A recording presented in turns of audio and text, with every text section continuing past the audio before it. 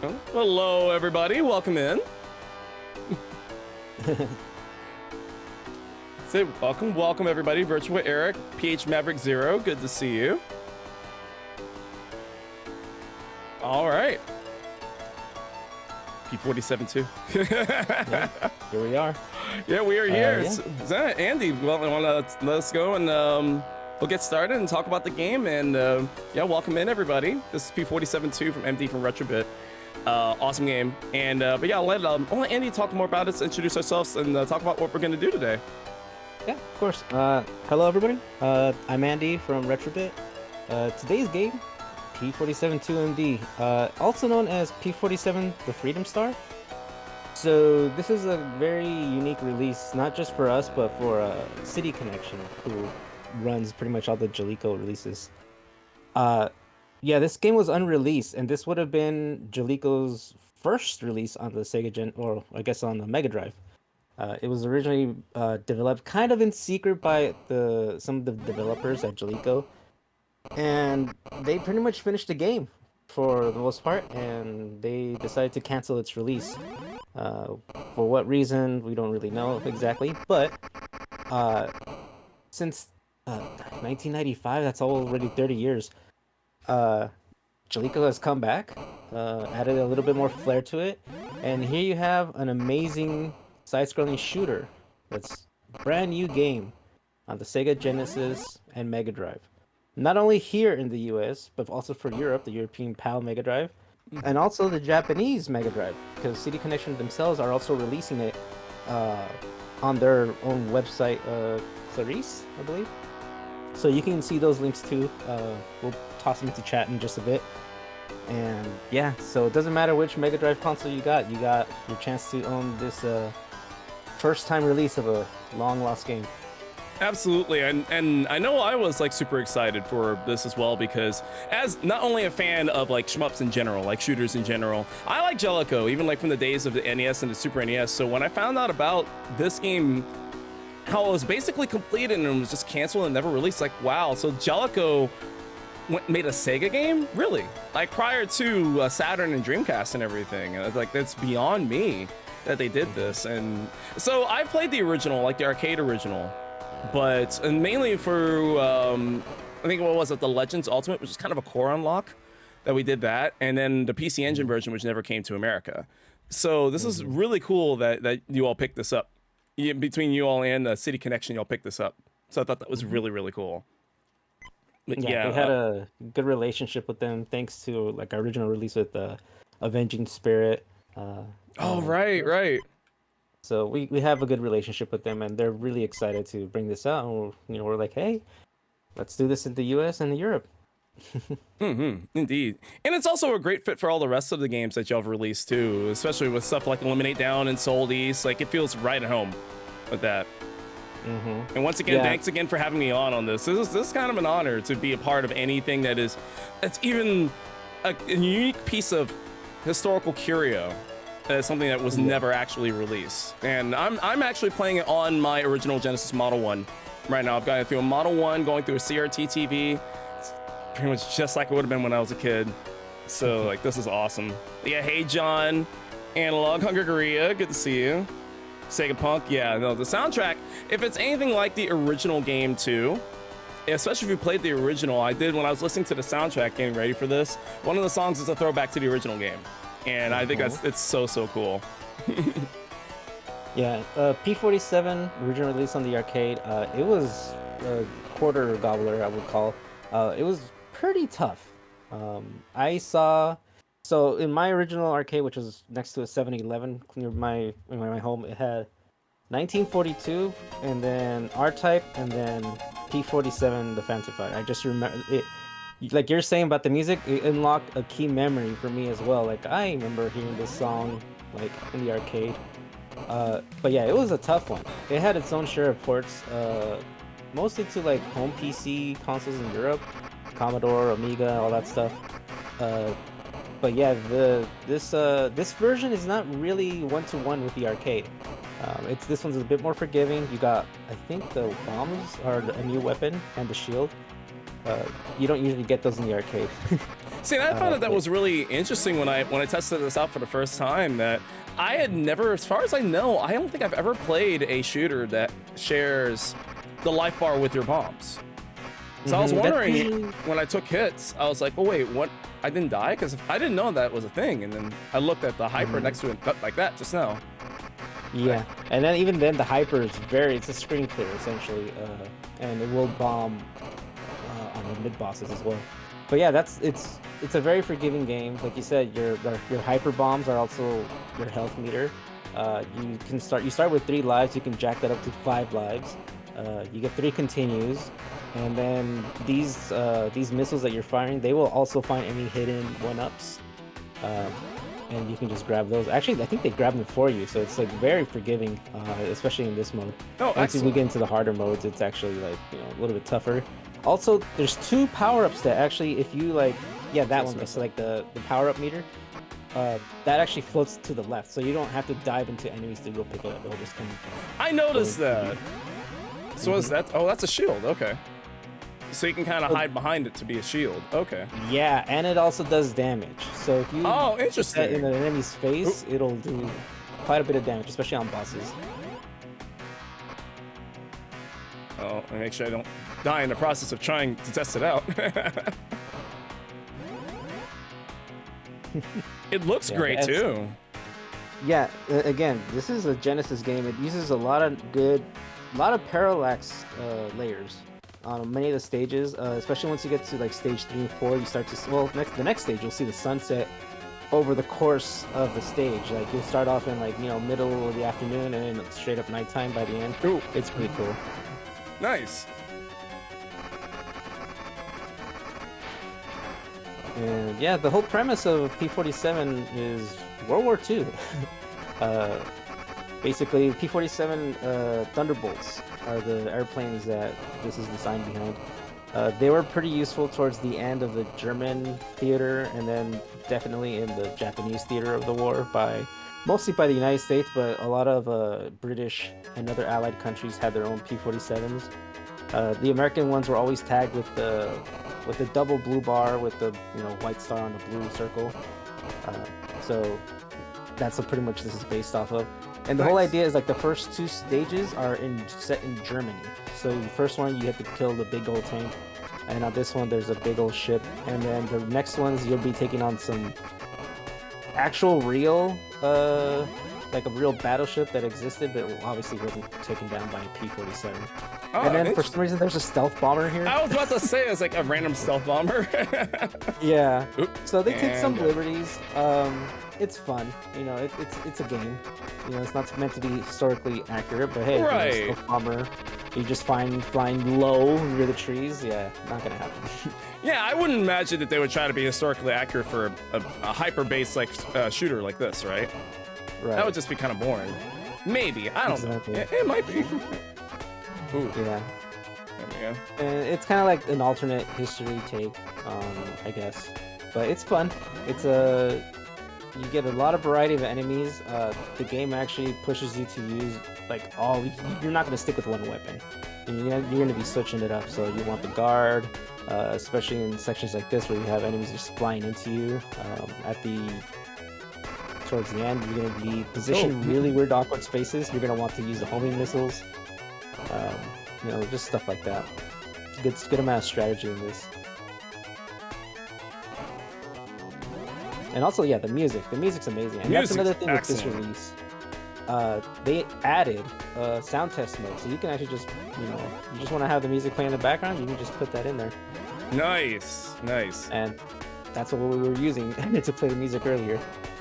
Yeah, because I think if I'm not mistaken, I know there was only. I'm thinking about like the history of Jaleco and Sega, right? I think there were only like a handful of games that Jaleco wound up releasing on Saturn and Dreamcast. I think there's like a basis loaded release, Carrier, and there wasn't much.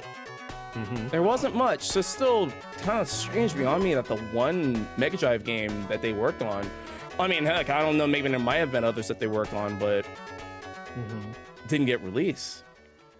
Yeah, it's a shame. Jaleco has a healthy history of like just letting their studios do, have some liberty, so to speak. Yeah. some of the games they did end up releasing that like were probably not a, I wouldn't say not a good idea, but probably not the best time to release. But they did a lot of late release Game Boy and Game Boy Color games, like you know, after everybody had pretty much just like started moving on to other consoles. Oh So, yeah. you know, they got some quality, and we've worked with them before as well on like their brawlers and other SNES games. Right. Right, the Brawl Brothers and what was it? Rival Turf, that series. Yeah. Yeah, exactly. Hey, it was. And also, I have a soft spot for retro-based shooters that are historically themed. Like this. Here's the song. There it is. This Steel Empire is another big favorite of mine. Like, I love stuff like that. Yep. Yeah, this one's very. We're gonna be fighting a lot of ships, so the bombs are a good idea. The homing missiles are a good idea to keep. Even the guard is actually pretty good to keep. Oh, considering all the shots that are happening, yeah, probably. But yeah, it's good. It's real good. I like it. And yeah, don't forget, guys. There's a giveaway going on for a stream that'll last for 24 hours, starting from when we started here. Get yourself a free copy, P-47, and you know, if you want to go ahead, get your pre-orders in as well. Pre-orders will end this weekend. So it's exclamation point giveaway to enter in, right? And it should take you to it. Yes. Well, it'll take you to the game, and yeah, you can go ahead and click on the things to add, get you more points. Those points are essentially think like tickets. And then the more tickets you get, the better the chance you have to be one of the winners that we pull, or the winner that we pull. So what all? Because I know it's not just the card. Like, what all comes with the physical release? For the physical release, so it's kind of standard. If you've picked up any of our Genesis releases, you got the slip cover with the artwork in the front, and then some screenshots in the back, all glossy and nice and fancy. And also we have the game case, the typical clamshell game case for the Genesis, but that has with the reversible art, using the cover art on one side, and then the alternate side, kind of like a little tribute to the Beastie Boys License to Ill cover. Oh, nice. Using the same plane, and inside full color instruction manual, you know, completely done by CD Connection, translated by us. It has English and Japanese, and it also comes with something special this time, which is the OST of the music in the game. So it comes on a mini disc. Oh, nice. You can play that on a CD player, so it's just fine. And in any case, you know, you got that something special from CD Connection themselves. They're the ones that are publishing that part. We're just including it in along with this release. Oh, very cool. Very cool.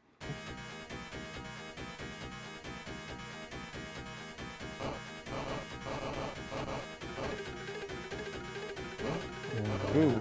I am digging the parallax that you're seeing down there. That's nice. That's very well. Oh, that's very well done. Yeah, it's very subtle in some stages, but yeah, this is the Yamato battleship, which I believe was taken out in the Battle of Midway. I might be wrong, might be getting my history off there, but yeah, obviously one plane did not. Well, technically one plane did take it out, but yeah, it's a very historic battleship. Really existed, but you're here fighting it now.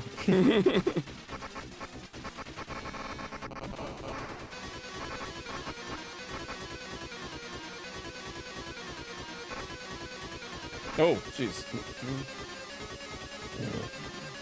And then, if you don't kill it on the first pass, it'll push you backwards, so you can... Okay, cool. It's not one of those where it's like, oh, you didn't get it in time, so... Oh, wow. Uh-oh. It's all good, I still got it. I still got another life.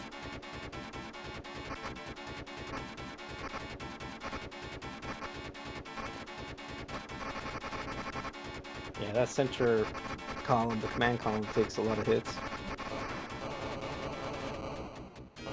There we go. It's a nice, perfectly timed bomb. You said you get 3 continues, right? Yes. Now this is the Akagi, which is another carrier that actually existed. Nice. Is this the same composer as this one? Was it the same composer as the arcade as well, or is it a different composer for the music? I believe it was multiple composers on the arcade, but I can verify that with you. Okay. Yeah, because I was wondering, because I learned I did not know that the composer who did the music for the original did the music for Viewpoint on the Neo Geo. I was like, oh, that explains why the music is so funky and good. Yeah, I think actually on the arcade release they didn't list many of the developers. It's kind of typical from early 90s, late 80s Japanese studios. They just won't list developers. Whoa. Just because they don't want them to be headhunted.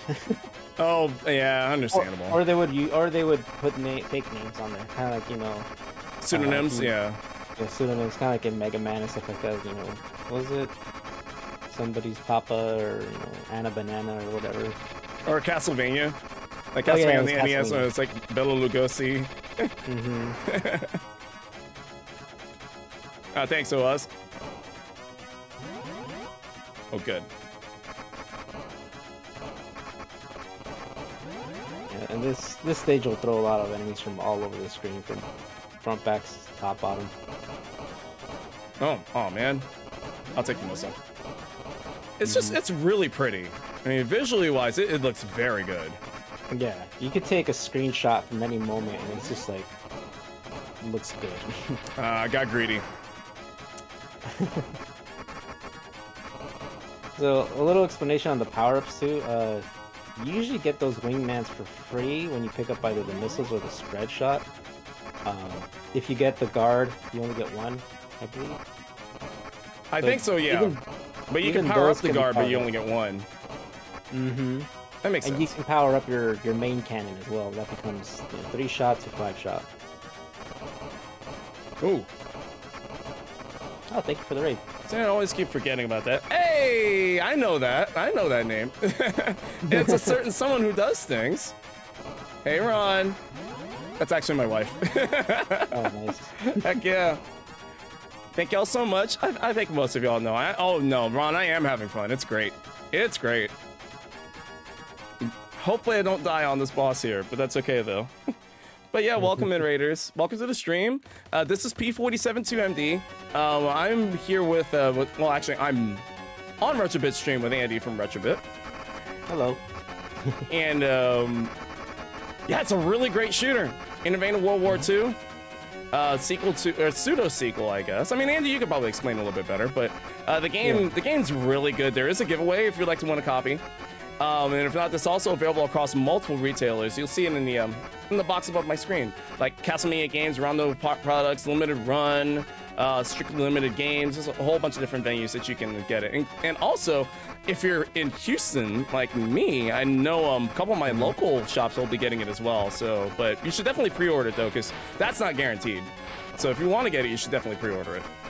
Yeah, we have a lot of mom and pop shops that will pick up our releases. There's quite a few here in Southern California. I know there's a few in like Oregon, and Colorado.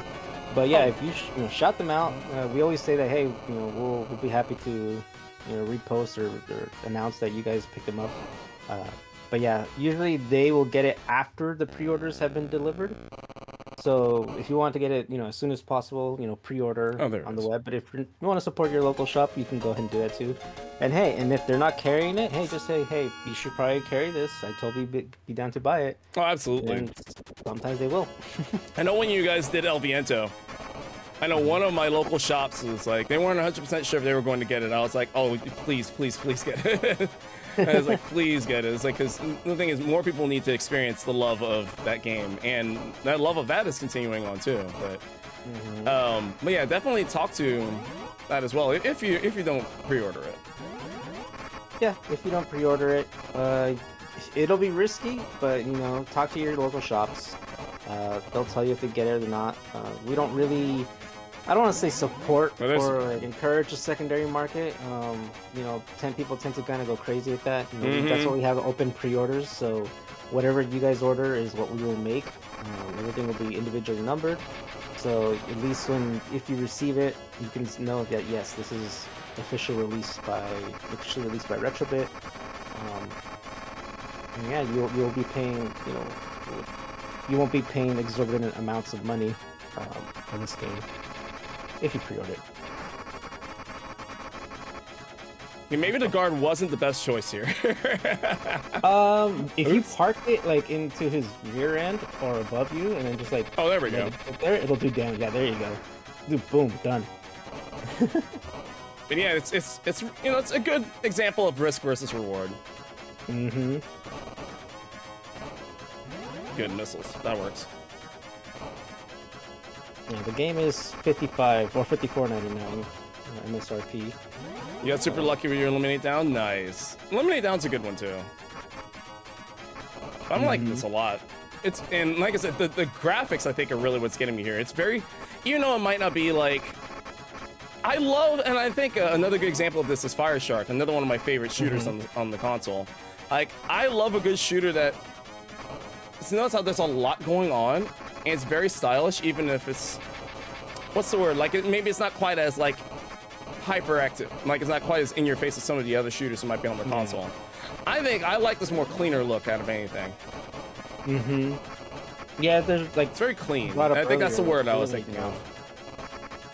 Yeah, like we said, Eliminate Down kind of has a similar parallax thing going on. A lot of detailed backgrounds, different enemies at every wave.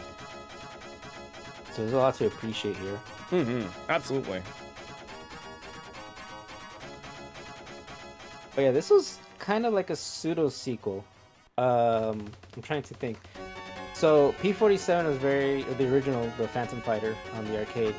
I believe it's called the Freedom Star as well in Japan. But yeah, this game is kind of like a semi pseudo sequel. Similar enemies, similar stages, but overall like layouts and obviously the power-ups are different. And yeah, the Kagi is I believe an airship carrier, or not airship, but an airplane carrier. But for some reason, it's flying in the sky in this game. And I know the Akagi was for sure lost in the Battle of Midway. For anyone that's watched the movie or is just a history of nerd like me. Dang. Yeah, you're right. It sure did ramp up on this one. Yeah, level 5 and 6. It ramps up pretty quick. 6, I would say stage 6 is not really a full stage because that's mostly just a boss chase. Oh, okay. I don't know if that's a spoiler, but we'll boss see. rush. No, not boss rush. You're chasing the boss. Oh, okay. Yeah. You'll see what I mean. Oh, come on. I thought it was safe over there. I guess not.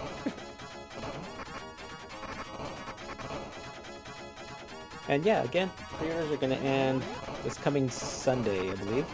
So get your pre-orders in. Doesn't matter where you are, North America, Europe, Japan. Even if you are in Europe or America and you just happen to have Japanese Mega Drive, you can do that too. If you want the Japanese version, you will have to buy it off of Clarice Shop, which is City Connection's own web shop. Yeah, City Connection's been doing so much because they also did another game that y'all did. Y'all localized Glaylancer. So they released that too. Oh, that was Messiah. Oh, Messiah. Okay, my fault. I could have sworn. I thought City Connection did them too. Oh, my fault. Okay, sorry about that. No, it's all good. Let's see. As far as City Connection, the last one we did was Rodland. Yeah.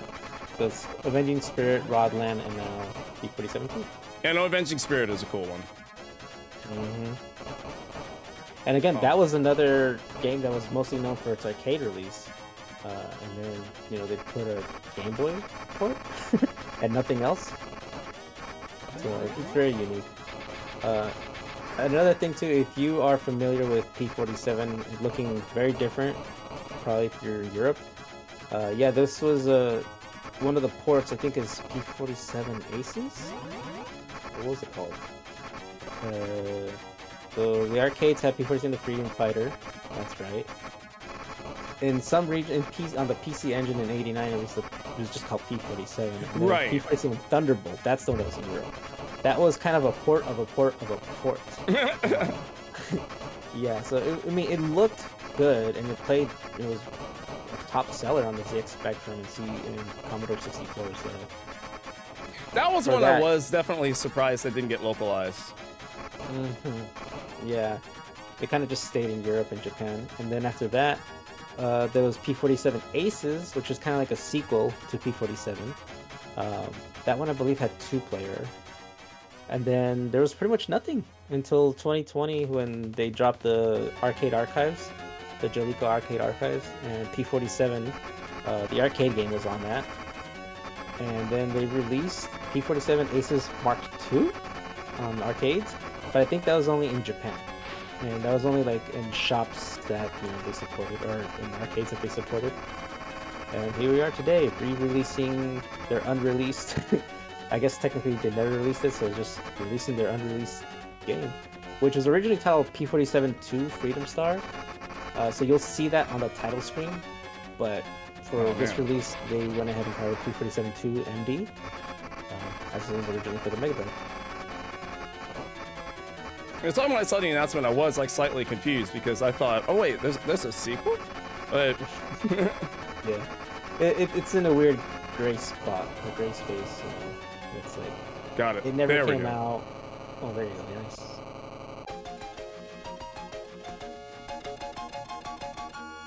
Prototype of a huge intercontinental heavy bomber. This is the last target. Ooh. The Fugaku. So initially you're here in this underground base, and so now you have new dangers above and below you, which is the stalactites in the walls. And now these enemies can actually stick to the background walls too, which is you throw everything at you here: flamethrowers, missile launchers. Yeah, very reminiscent of like Gyrus or Glaylancer, certain stages of Glaylancer. Yeah, I remember that stage in Glaylancer. Just trying to figure out like what's the best weapon to use in there too. Yeah, dang. I think for that one, definitely the spread or the bombs, because there's going to be a lot of stuff beneath you. All right. And my last continues, so we'll see.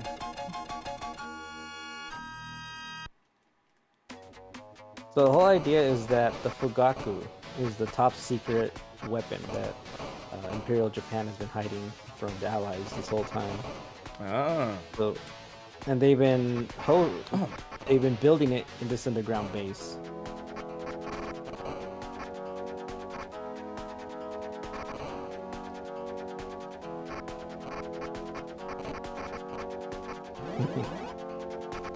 Nice. How that helicopter can fly inside there, I have no idea. Yeah. Yeah, I probably should have stuck with the bombs. I could really use a speed power. Oh, wow. I could really use a speed power up right now, though. That's what's kind of killing me right now. Yeah, the speed is very important. Those are the little S's that you pick up. Yeah. I think you can get 3, and then after that you get bonus points, and it actually gets you to extra lives really quick if it keeps dropping. But after the first few stages, you kind of don't see them very often.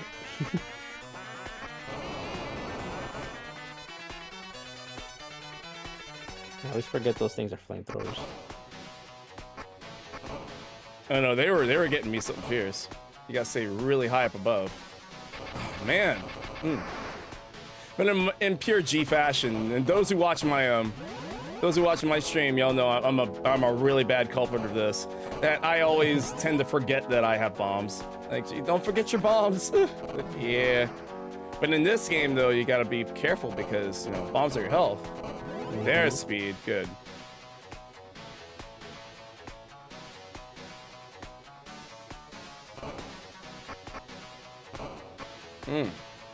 Oh! I got a little overzealous there. Similar to Fire Shark, you kind of don't explode immediately. You kind of just burn and go down. Yep. Which I always thought was cool.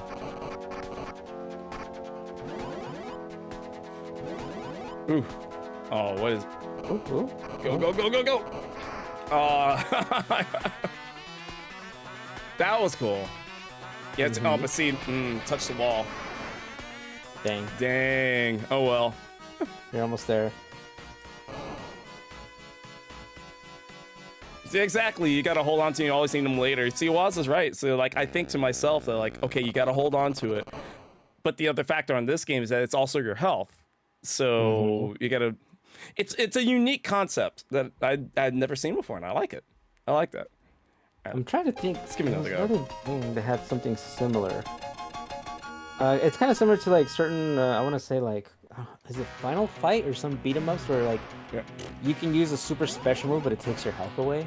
Oh, a lot of beat 'em ups do that. I mean, Streets of Rage 2. Yeah, Streets of Rage 2 did that until they made the meter that if you let it charge, it won't take health away, which that was cool. Yeah, a lot of beat 'em ups do that. But I couldn't really think of a shooter that did that. I'm trying to think. I want to say R-Type kind of had a similar thing with like the pod. Like, yeah, you can put it up front and everything, but you know, you can get hit from behind. I don't know. That's a stretch.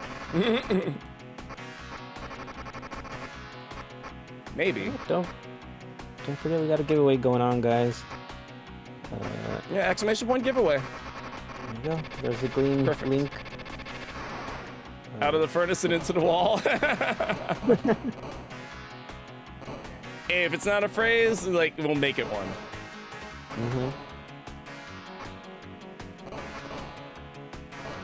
Yeah, this is great. Collect as much speed as you can now. There we go. I got my bombs back. Good. Ooh. Now, in some shooters, like, I think Air Flash is one that I played recently that I realized I'm like, I don't want to go too fast, because it was in a stage that was very narrow, and I was just hitting walls because I was moving too fast. That's guard. Okay. I think Gyros had the same issue. Oh yes, Gyros, yes. Stages. But it was weird because it was actually kind of forgivable. Like, unless you hit the wall with the center of your ship, it doesn't count. So you can still like poke your nose into the wall. But not so much here. Gyros, man. Oh, well, that's another one that you all released. And Gyros, man, I want to love Gyros. I do. It's brutal. Yeah. And just a little tangent on the Gyros thing, like, I believe, like, the original developer, he pretty much solo developed all the stages except the last two. Really? Wow. Which means, and then some other, I think the lead producer ended up taking over for that, which ended up being a boss rush and a very annoying final boss. So... I've never gotten that far. Yeah. There we go. I love Gyros. Like, playing it is awesome. It's just, it's very hard. And even with the hidden menu, like, you go into the hidden menu, it's like, okay, is there an easy difficulty? Nope. It's normal and hard. We'll give you all the weapons, all the lives, but it's still hard. Yeah. I remember I watched y'all's stream when you streamed it with Reggie. And Reggie was playing, and I was like, I feel you, man. I feel you. Yeah. This game's brutal. I did my best to prepare him. I'm like, it's gonna be pretty tough, man. Don't get frustrated. It's and rough. Like, no, it'll be fine. It'll be cool. And yeah, but it worked out. I mean, it was fun. It was still fun. Yeah, it was fun. Self-bomb. Nice. 1944.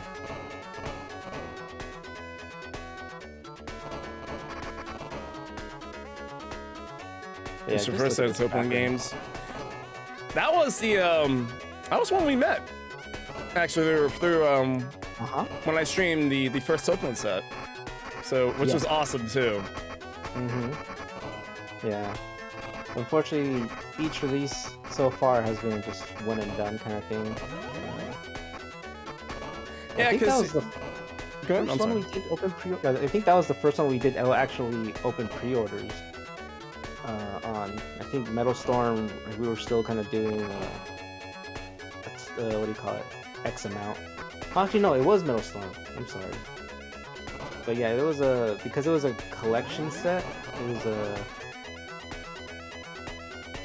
little bit more difficult to kind of like do the open pre-order. But we did it. But yeah, it's one and done. And then after we released it, everyone's like, I didn't get it. I didn't have time to order it. We're like, oh no. Yeah, that's unfortunate whenever you're dealing with limited style things, right?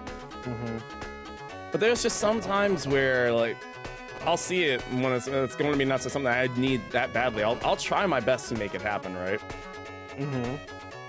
Yeah, and we understand. We try to extend it as big of a window as we can. We know there's a lot of games being released at any given time, you know, not just from us, but for other companies. So, you know, I wish I could say that, yeah, we try to coordinate things with it, but we can't. No, that's literally impossible. You can't.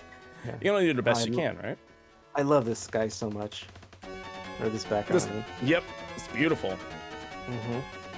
It's just a pretty game. Very pretty. Oh. Yeah, this one just shoots with cannons, and then the spread then does like missiles. Yeah, those things. And it's usually the same pattern.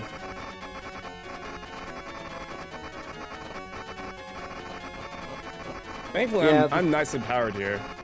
Yeah, you are. You're getting hitting all the spots. But yeah, for Holy Diver and R-Type, I think those were like what, 1500 or something like that. We learned our lesson. We want to be more inclusive, not exclusive. A lot of these licenses and contracts that we do, you know, we have to say, okay, this is the pre-order window. We have to give assurances and all that stuff. But back then we were just, you know, we were still new. This is actually before I started working with Retrobit. So but I did know about the Holy Diver thing. I'm like, wow, finally somebody released it. So. You know, Metal Storm was one that I had to be a part of because that was a game that was kind of like a holy grail for me when I was a kid. I always wanted to play it. I remember reading it in magazines, but I never ever saw it like in my stores when I was a kid. And then the game, you know, the original release got very expensive. And that's one of the reasons why, you know, I'm not just, you know, this is coming from the heart. That's why I really love what companies like and what Retrobit are doing. Like, I love that and being able to preserve these games that either become very pricey and you manage to get the license and hey, this is an actual official release. Or in the case of something like this, a game that was never officially released and now you've made it a reality. And for me, it's like, especially ones that like, for just, you know, I mean, for those who don't know, Genesis Mega Drive, my favorite console of all time. So, always will be. So whenever I learn new things, like I didn't know this was even a thing. So like when I learn new things that are existing, I'm just like, I'm all on it. Or like whenever somebody's coming up with a brand new game, like the one that Yuzo Koshiro's working on, like I want to be all over that whenever it releases. Stuff like this, I love it. Eartheon? Eartheon, yep. Oh, yeah. That looks amazing. It looks wonderful.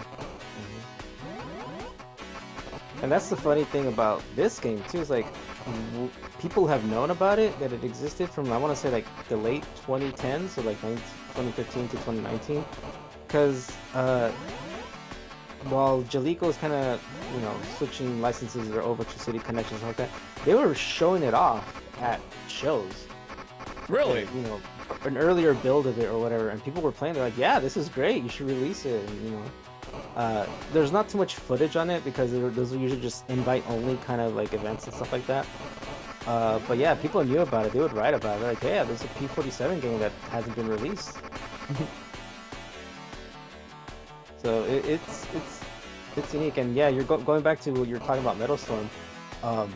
Metal Storm was a rental game for me. Like at the video store when I was a kid, I'd go over there and just like, oh, Mega Man 3's not in. All right, let me get Metal Storm.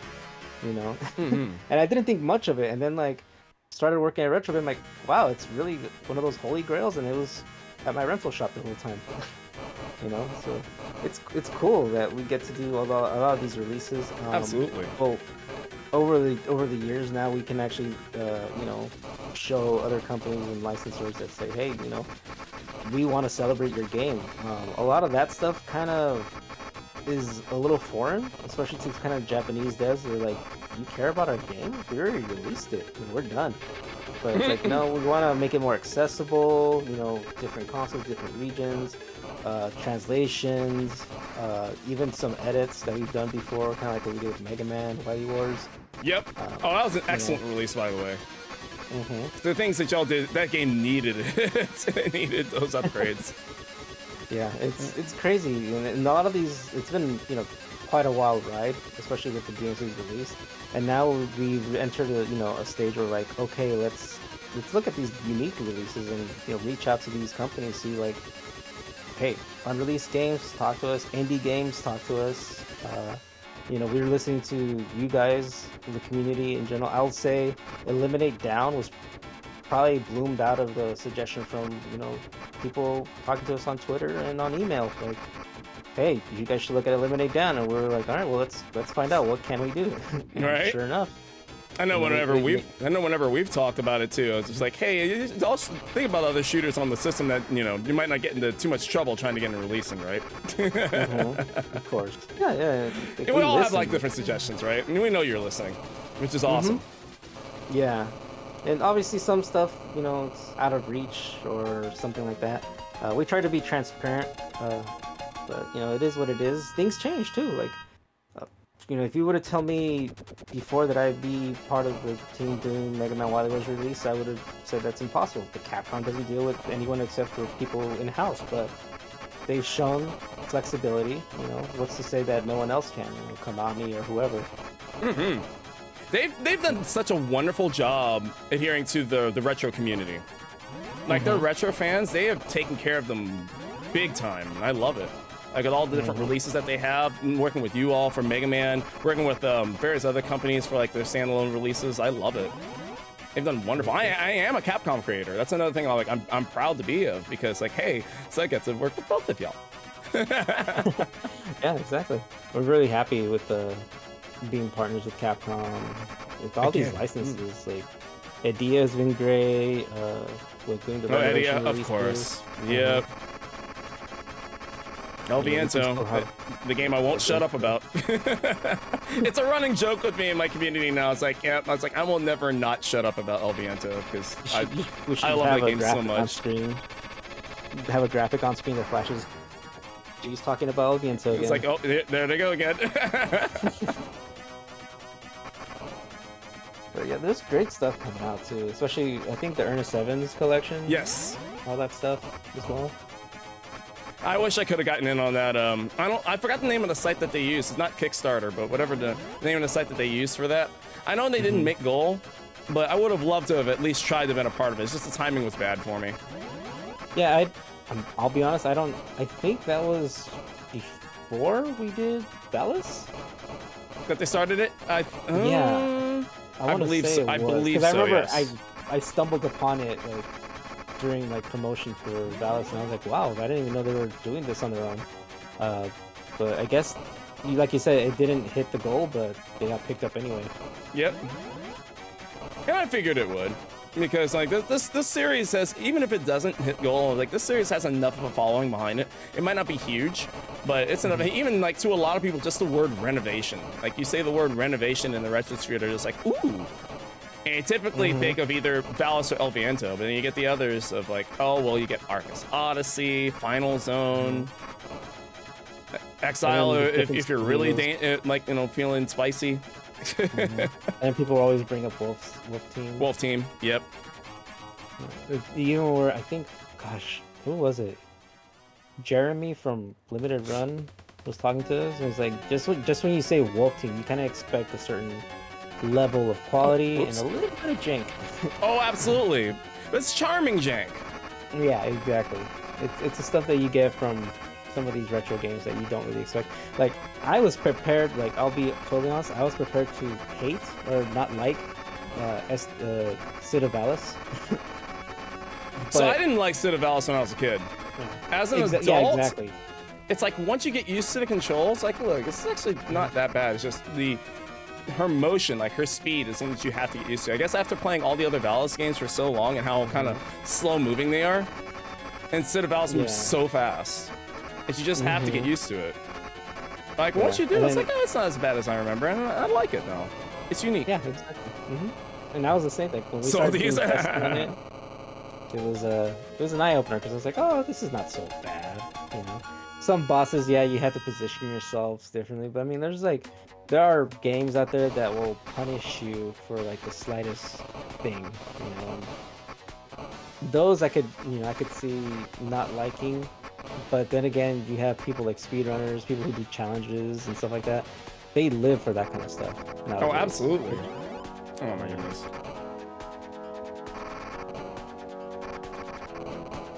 You got this. Yeah, give me bombs. Oh, if I don't hit walls, maybe. Oops. That works. It's like, maybe if I don't hit the walls, I might have it. And yeah, there's a lot of amazing shooters on Genesis. We're just very blessed to have this one that was actually not released. To add to the library. And even the ones, just the library of ones we release is already pretty crazy. What are your thoughts on stuff like Veritex or Curse? Who did that? I think Veritex was, I don't know who did Curse. I think Veritex was Asmic, I think? Is it Asmic? See, most of my historical aspects on Genesis are of like the US library, so when we start getting into like the Japanese imports, my memory starts getting a little bit faded. Oh, I knew I wasn't gonna make it through that. Dang. Let's see, who did this? Yeah, Asmic. Who is Asmic? Asmic Ace Entertainment. Okay, what are they doing now? They are no longer... Wait. Their last release was Dreamcast 2000. Interesting. They were acquired by Jupiter. Like, this is the thing. Like, whenever we get into like, oh, why don't you release X game, and we have to look into it. Well, who has the license? Yep. You have to look at the legalese of it. Yeah, and there's sometimes it just goes nowhere. Sometimes it goes into the hands of some random developer who, you know, doesn't want it released or something like that. I think I mean, I don't want to confirm or anything because I'm not part of the licensing team, but I know we've had issues of trying to like track down things for like, let's say, Vic Tokai games and stuff like that. Because Really? that's not their jump. They're doing like business. What is it they do? I think they do like copy machine, like machines for the office kind of thing. Like video games isn't in their thing anymore. They don't even know who we should talk to or stuff like that. And you know, it's just sometimes things just go away, and it's hard to find like, okay, well, who do we get the license from? They're like, we don't know. Yeah, and that's unfortunate because like I always think that if you have at least enough of a passion for the IP that you own, that if you have somebody who approaches you and says, "Hey, you know, we want to re-release this and bring this out for for a new generation to experience it," right?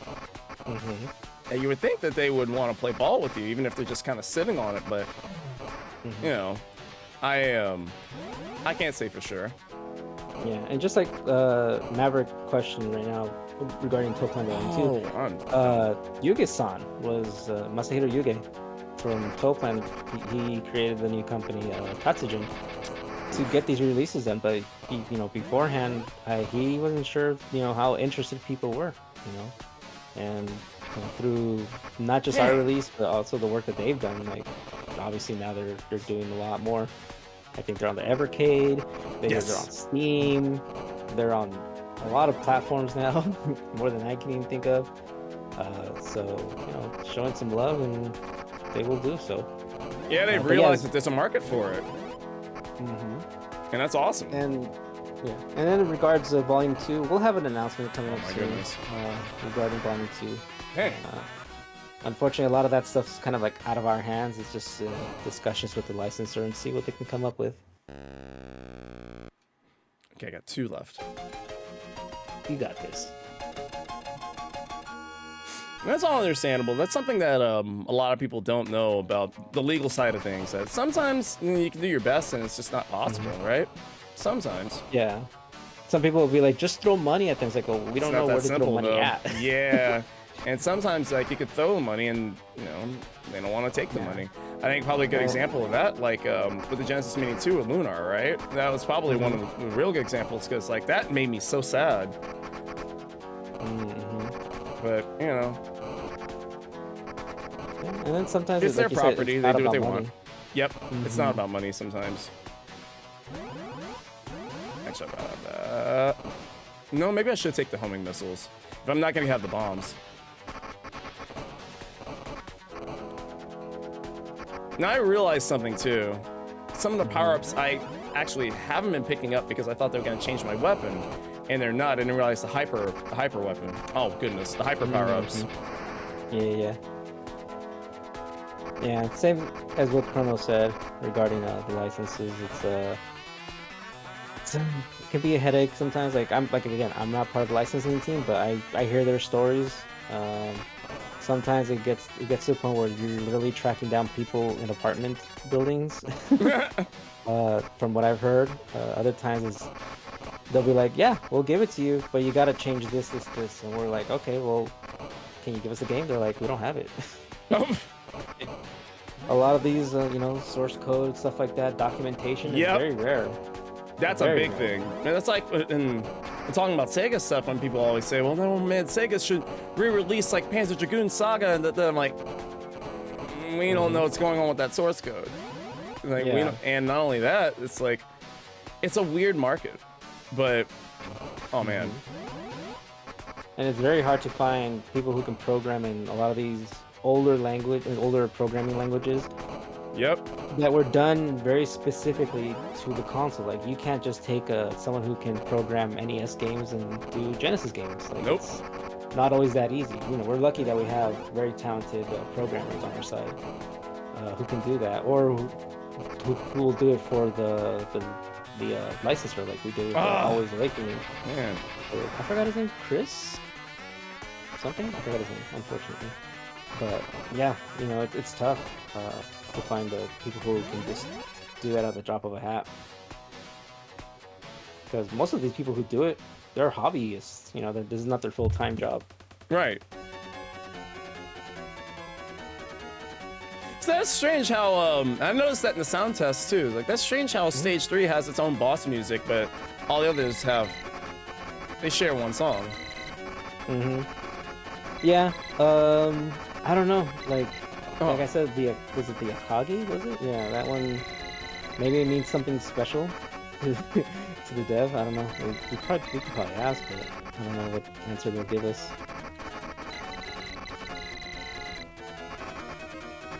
Yeah, there's some miracles happening lately, which is kind of cool. I know, like for example, I guess I don't know if I could talk about it, but I'll mention it like for Slap Fight. What he had mentioned originally for Volume 2 for Toplan. That was essentially a Taito and Toplan team up. Oh. So, yeah. Sometimes complexities come up out of nowhere. Dang. Oh, man. If I could just not die at the beginning. I think that's what I could do it. Yeah, Marvel vs. Capcom 2. That still stuns me that Capcom made that happen. That still absolutely stuns me on that. I was all over that release too when it came out. I was like, please get me in. Put me in, coach, on this, because like one of my favorite games of all time, my favorite fighter of all time. And all of its charming jank, as we talked about earlier. Yep. I think after the whole Fox and Disney thing, I think for me, it was just a matter of time. Yeah. The gates were open at that point. Yeah, it was just a matter of them getting organized and someone to champion it to finish line. Dude, those flamethrowers are so annoying. They are, yeah. Like, there's only a tiny window for you to avoid that. In that spot, anyway. Like, in other spots on the stage, it's not so bad. But right there... Like, right here, that's fine. Oh, man. Nice. Yeah.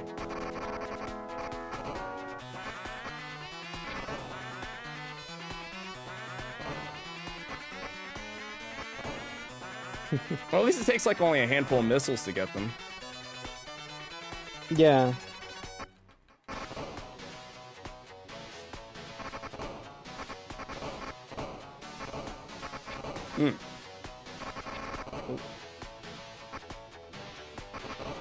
Okay, now I kind of wish I had bombs. Dang it. Oh. Well, you're close to the end now. Oh, but oh wow. Ooh. So what happens if you just go down there? Do you just die? Oh no. I guess there's a window that you can get through. There's a very no. I actually don't know. I've never tried going down there.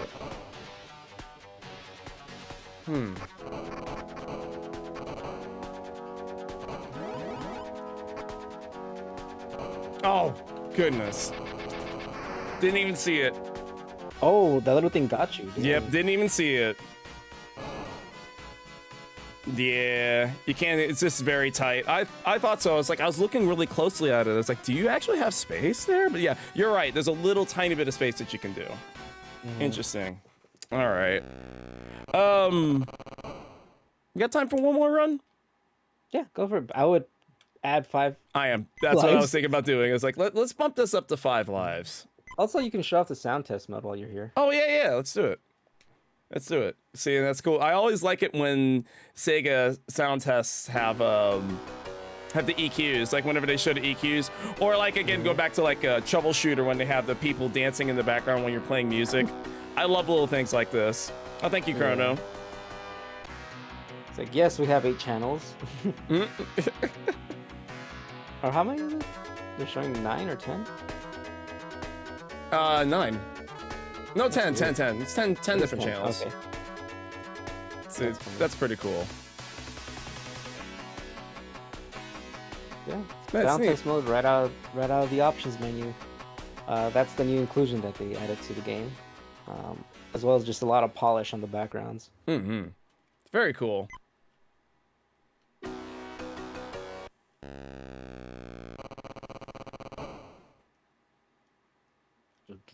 Freedom Star. The hugest armored monster track. Yeah. I will preface this that the English is done by City Connection. Yeah. Oh no, I figured. It might not make too much sense, but it adds to the charm of it. I personally like it. Yeah, no complaints here.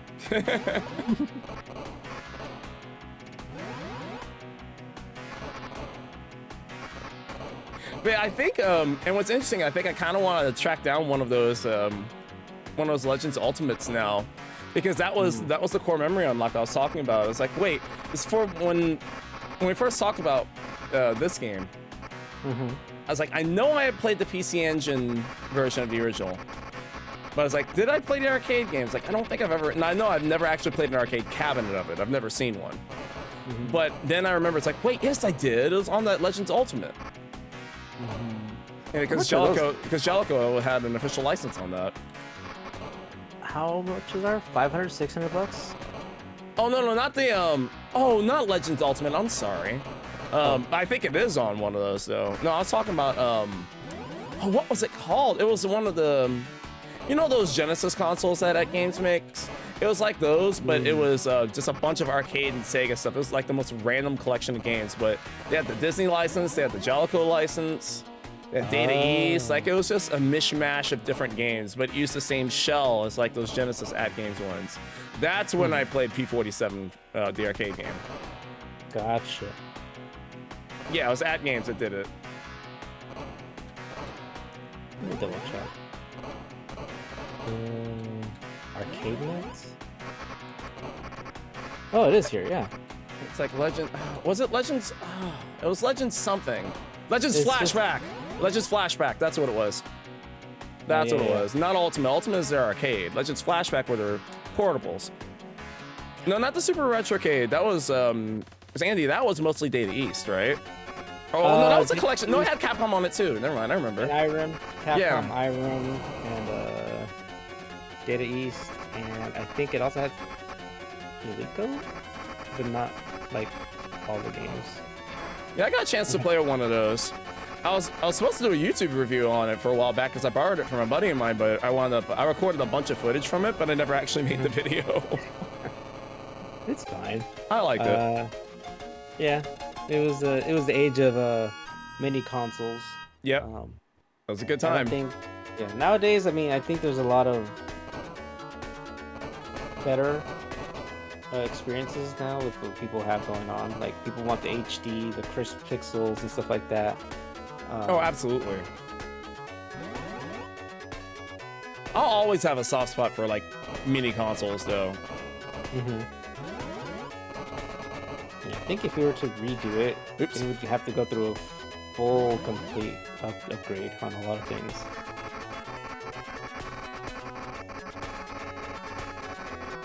Oh, they have a lot of Legends things. Pinball, Connect 4, Game Boy. Oh yeah, that's their I believe that's kind of their big name now, is just the Legends, quote unquote, because ever since they stopped working with Sega, that's kind of what they did. I think don't quote me on that. Yeah, I think they pivoted to that, and they keep those leaderboards going. I'll always have a soft spot for mini consoles, like the Genesis Mini, the NES Classic. Like, I'll always have a soft spot for stuff like that. It's just kind of a shame that market is... I mean, it's both a shame and a good thing, because as you said, yeah, people are wanting a different type of experience now. Yeah. But it was always, like, something cool about those cute little consoles that look almost like the real thing. Yeah. Nowadays, it's gonna have to have something unique to it, like either an unreleased game or just hard-to-find games. Yep. Like the Astro City. All the licenses, yes. Like all the licenses, something unique about it. Something Nintendo doesn't have on the Switch library, you know. Yep. That's usually what happens. You gotta have a good hook. Plus, a lot of these licensors are kind of more protective about where and how people access their games. Like, I want to say, what is it, like 10, 12 years ago, you could find most retro games being licensed onto like at the App Store. Oh yeah. And those are terrible ports. Yep. Oh, I'm definitely familiar with that. HD Retrovisions. That's what I'm using right now, PH Maverick. I'm using an HD Retrovision. I'm on a Genesis Model 1 using an HD Retrovision Genesis 2 cable with an adapter going into a RetroTink 5X. Nice. I want the 4K. I want the new one, the 4K CE. Well, because I originally said, like, what do I need to record in 4K? Which, I mean, I don't. But my thing is that it has HDMI pass-through, but it also will keep a steady signal, which means Evercade, I can stream Evercade now. Because the problem I have with Evercade is that with my capture card, because whenever you switch games, it does not keep the same consistent signal. So it would swap between, like, I think like 59, you know, 1080p 60, it'd be like 1080 59. And because it did that, or something like that, because it did that, my capture card would freak out every time. But the RetroTink, since it keeps a consistent signal with whatever you've got adapted to it. Oh. And as HDMI pass-through, I'm like, oh, hey, you know? That works. Yeah, no. I think it also upscales, too, so... Well, that's only a part of my setup. I didn't explain the whole thing. There's more to my setup than that, because I've also got 2 capture cards and a component switch. Oh, nice. Oh, my setup is very convoluted, but that's why, hey, I captured footage like the entire time that I'm streaming here without having to use my, because I know you can do source record on OBS, but my PC, I tried it. My PC did not like that. It didn't like it at all, so. Sometimes when I have to like record footage for like, you know, these trailers and stuff like that, like this, I usually go for source, but sometimes it just chugs. Like, I don't know what kills like OBS from trying to like do. It just like, computer just slows down to a crawl, and it's just like, nah. But then I just do a screen record and it's perfectly fine. Yeah. Are those other missiles gonna come down? Oh, I guess not. Okay, that's cool. That's something else who's still gonna attack me even after I took you out. It's like Rondo of Blood. Yes. Or freaking Curse on the Moon, Bloodstained. Or like every final boss, or every boss like decides to do like a last ditch Hail Mary attack on you. I love that don't game know though. the first boss that did that. What was that? The sea lady, whatever they called her. And I was like, oh, I beat her. Oh, you've got the G comp switch. Gotcha. Those are nice. They're really pricey, but Yeah. it is really cool though. So I have to manually. I only have a two splitter, like a 1 in 2 out. That's the only one I have. I would love to get a G comp, but they're expensive. So I don't have to unplug my component every single time. It is. Yeah, the art design is very nice. It's bright and colorful.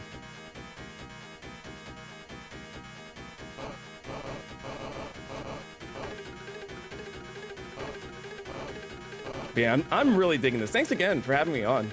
Yeah, this is excellent. Yeah, of course. It's always great to have you. I mean, you show always a lot of support and enthusiasm. And, I mean, we had an unreleased game to release, and like, it had to be you. It's like, oh, it's Genesis? Heck yeah. It's like, you know who to call. You know, I want to say, as far as like, because I want to say Genesis was like secondary to me growing up. Like, I just didn't have one. I didn't know anyone who had one. But like, you know, working here and then like now having access to like a lot of the library and everything, like, I get it. Right. See, I'm kind of the same way before. I'm kind of the same way with Super Nintendo because I barely played Super Nintendo when I was younger. I had a neighbor who had Super Nintendo, but he didn't have a whole lot of games. So there's so many that, you know, it's a dig that's worth mining, right? I've barely played like hardly any of the Super Nintendo library. And I would love to just sit down and play more of it sometime. I would. Oh, thank you so much. Yeah, thank you, Chrono. Heck yeah, I appreciate it. Yeah, because especially if you love Genesis. Now, currently, like on my stream, I'm currently in the middle of like a Sonic subathon right now, so I'm doing a bunch of Sonic stuff. After that, my Growing Up Genesis A to Z will resume. So, and I'm in the letter P right now. Okay. Hey, coincidence. I know, right? Maybe I should have put the Growing Up Genesis tag on. It's like, oh. There you go. No, we're good. We'll put the bot on for you. Sweet. Yeah, I sent a message to Limited Run, and because I made a mention that I had appeared on your stream for El Viento, and they were just like, "Oh wow, was that a Deathless Run?" I'm like, "Yep." Yeah, we told people about that. Where's the stream alert? G's talking about El Viento again. Where's the stream alert? We put blaring red and pink lights, and just have an image of a net. of a net just on the screen. Well, heck, one of my emotes is a net because my wife actually made all my emotes. It's just her yelling. Nice. There we go. So, how many hyper bombs can you carry at a time? Is there a max or? I believe the max is 5. Okay. I could be wrong. I never had the opportunity to collect more than that.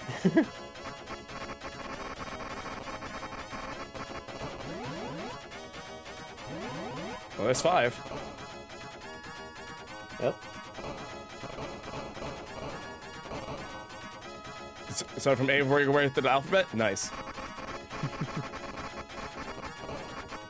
Yeah, you just came back from conventions and stuff. You still got more to do, right? Yep. Yeah, because immediately tomorrow I'm actually leaving for another con. But these are for work. Like sometimes I'm a guest at them, and sometimes I'll work. Like I'm working the free play and tournament area. Oh, nice. This week at Animeverse Fest here in Houston. So that's a paid. Nice. So that's just a cool paid gig. And plus sometimes I'll do both. So sometimes I'll work there and I'll also do guest stuff. Like I'm doing that at Game On Expo in Phoenix. So I'll be a guest there and I'll also be working the free play area. Nice to see all these other like southwestern towns like have their conventions and expos and stuff. I think for the longest time it was like L.A., Anaheim. Sometimes you hear something from like Texas. I mean, Austin, obviously, Houston. But like, you know, I know New Mexico has a good scene there. Arizona's always had a good scene. And I know, I've been, one of our other stream partners has told me about Utah. You know, their stuff's going to get bigger too. Now, I have heard about Utah. Mm-hmm. 'Cause I believe that's one of the events that the company that I work for that does the tournaments is supposed to be doing Utah this year. I know they did it last year. I had a conflict, I couldn't make it. Because I was at Long Island Retro Gaming Expo last year, and I think they are the same weekend again this year. So maybe I'll try for Utah. Yeah. Cause I heard really good things about the Utah Retro Expo. I heard it was fantastic. Are y'all planning to do Portland again? We're kind of waiting to see if we can do some events this year. We just recently moved to like new facilities over here. So a lot of our stuff's still in storage. Oh, right. So on a drop of a hat, people were like, "Hey, you going to this convention?" We're like, "We don't know where the stuff's at." No, but we know where it is. It's just like we just have to dig through it and all that stuff. I want to make it a unique experience and stuff like that. A lot of the stuff has to be coordinated and budgeted and all that stuff. Of course. I would love to. I think we still will have presence at Gamescom this year, but I'm not 100% sure like other conventions. We do want to attend them though, for sure. Oh, that guy hit you? Yeah, it's all right. I'm prepped now. Yeah, you got the weapons for this now. I didn't even see that little guy down there. See, it's like either that or take the bombs, but this is actually working out.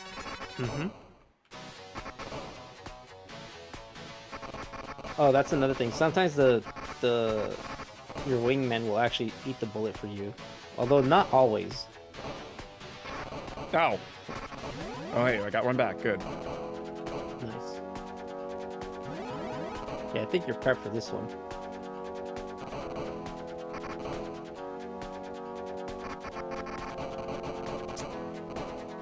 Oh, so I should just use the bomb for that.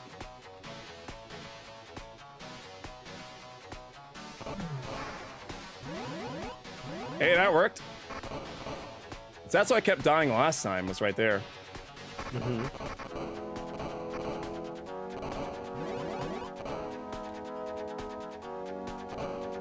Just a reminder, everybody, pre-orders end this weekend.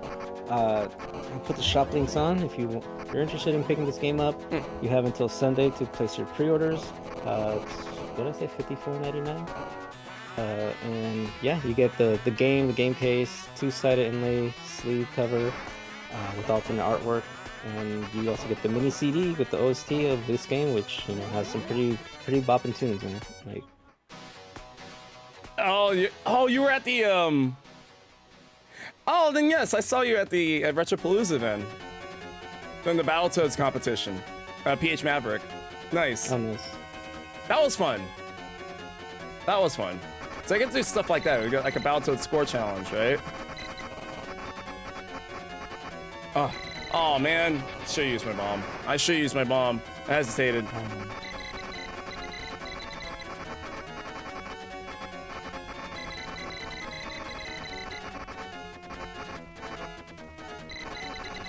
Well, that's good to know that you only get 3 bombs at the start. So if you feel like you're about to die, you've got like 4 or 5. Just use it. Yeah, I think it also resets your bomb security when you get to a new level. Yeah, when you die.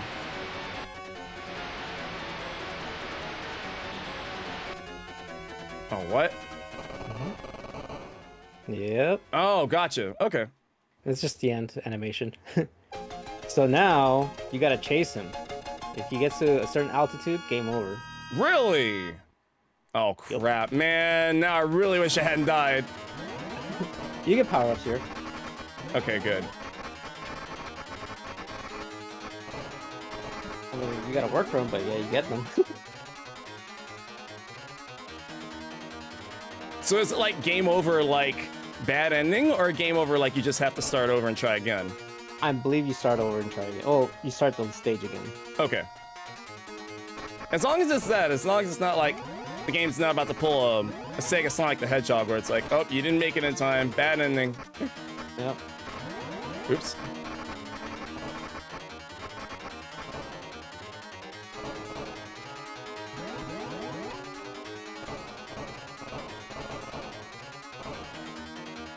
Could use a better power. We haven't released a Super Retrocade in like 5 years at this point. We're not pushing any updates to it anymore. That's all. Dang it. It's tough. I was out of bombs too.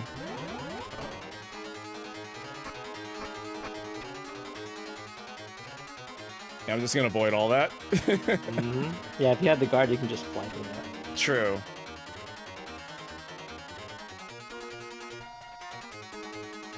Oh, here you come.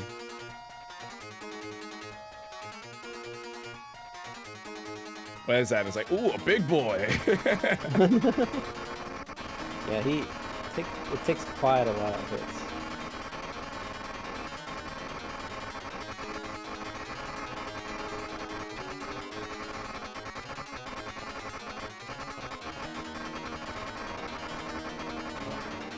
So I'll go ahead and leave one bomb there. I'll risk one. Oh, hell, nah, give me two.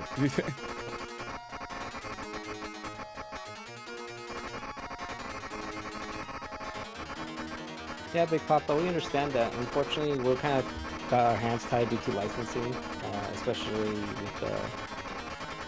with all these with each release. It's a different license. And since we're not picking them anymore, it's kind of hard to convince them to allow us to publish games to the Retrocade. And I said before, if we ever do the Retrocade again, it's gonna need a lot of upgrades. Oh, how do you avoid that? Do you have to shoot those down? Yeah. Well. You can use the hyper for that as well, but you got it. Oh, okay, nice. The long and fierce fight came to an end. Nice. Fugaku sank into the Pacific Ocean with its huge body glowing in the rising sun. It's cool. Hey, Street Breaker. Thank y'all. Thank you for the GGs. Appreciate it. Thank y'all hanging out. This was great. This was great. Now I want to play it on hard. Yeah. I know we only have like a certain amount of time today, but yeah, I definitely want to play it on hard now. It's like, this is cool. Yeah, Street Breaker, this is my third run on it, but the first two I failed. This one we finished it. So, but we are doing a giveaway though, or yeah. Retrobit is doing a giveaway. So if you want to win one, type in ! giveaway. Or if you want to know how to buy one, ! shop. Yep. Good stuff. Thanks, Oz. Very cool. Yeah. And again, pre-orders are open till Sunday. After that, unfortunately, you're out of luck. But you have this giveaway. We also have a couple of our partners doing giveaways. I believe Limited Run and Time Extension are also doing some giveaways. If you want to get a free copy. But if you want to be sure to get it, obviously you want to pre-order it. If you don't pre-order it, there's still a chance that you can pick it up at your local shop. I would recommend that if you have a local shop that carries any Retrobit products, just be like, hey, are you guys carrying P-47? Pre-order to that, and you could do it through that way. Otherwise, pre-ordering right now through the online shops is your best bet. Again, the North American and European version, they're the same cartridge, same thing. It's cross. You can play it on either PAL consoles or NTSC consoles. On the Clarice shop, they're also carrying our North American version, but also the Japanese Mega Drive version. So if you have a Japanese Mega Drive and you want to get it specifically for that, then you can go ahead to Clarice shop. That's the website that City Connection uses to sell their stuff. So yeah, you're getting it straight from the developer for that in that case.